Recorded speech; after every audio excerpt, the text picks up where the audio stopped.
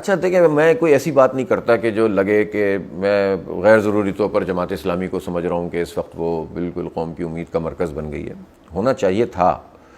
یعنی یہ بات تو میری پوری قوم کے ساتھ سوال تو ہے، اور وہ یہ ہے کہ جماعت اسلامی تو ہمیشہ چوائس کے طور پر لوگوں کے سامنے موجود رہتی ہے نا. جماعت اسلامی چوائس کب بنتی ہے لوگوں کی؟ جب کوئی ڈیزاسٹر آتا ہے، ٹھیک ہے،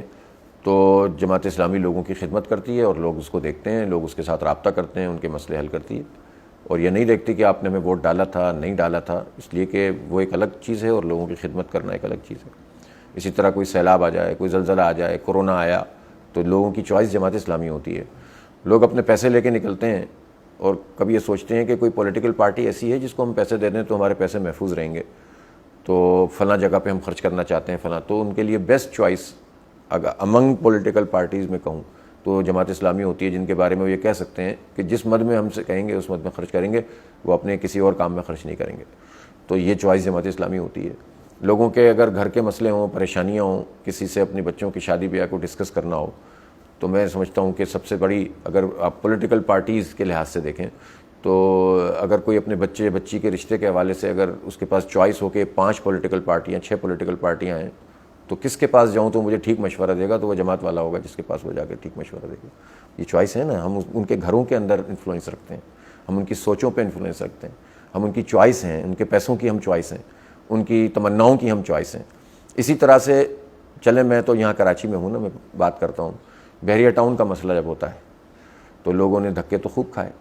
بحریہ ٹاؤن کے دفتر میں بھی کھائے، عدالتوں کی طرف رخ ہی نہیں کر سکتے، انہیں پتہ ہے وہاں سے انصاف نہیں ملے گا، یہ بھی سوالیہ نشان ہے نا. اسی طرح سے حکومت میں شامل جماعتیں، بڑے بڑے مینڈیٹ رکھنے والی جماعتیں اس شہر میں موجود تھیں، 35 سال سے اس شہر کے اوپر جن کا پورا تسلط تھا وہ موجود تھی. 14 سال سے صوبائی حکومت میں موجود پیپلز پارٹی تھی، 14 قومی اسمبلی کی سیٹیں لینے والی پی ٹی آئی تھی،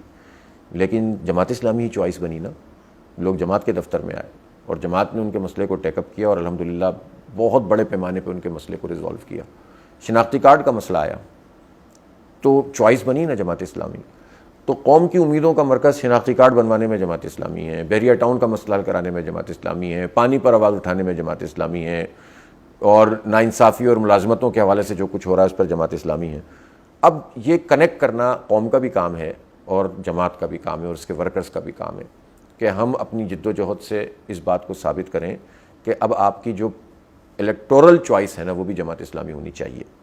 میں یہ سمجھتا ہوں کہ پورے ملک میں اس وقت ایسی صورتحال نہیں ہے، لیکن ایسی صورتحال ہو سکتی ہے. جتنی مایوسیاں لوگ مسلسل اٹھا رہے ہیں اور جتنا پریشان ہو رہے ہیں اور جتنی تمناؤں کے ساتھ لوگوں کو لے کر آتے ہیں اور اس کے بعد جو ان کو دھوکہ ملتا ہے اور اس کے نتیجے میں ان کے جب مسئلے حل نہیں ہوتے،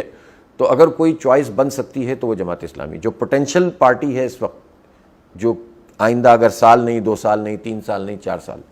اس میں پورے ملک کی سطح پر اگر کوئی ویکیوم بنے گا تو اس میں جماعت اسلامی ہی اس کو فل کرے گی انشاءاللہ تعالیٰ. تو یہ جماعت اسلامی کے ورکرز کے لیے، اس کے سپورٹرز کے لیے، اس سے وابستہ رہنے والے لوگوں کے لیے اور عوام کے لیے بھی سوالیہ نشان ہے کہ جس کو آپ اتنے اہم ترین مسئلوں پہ چوائس سمجھتے ہیں اسے الیکشن کی چوائس بنا لیں، مسئلے آپ کے حل ہو جائیں گے.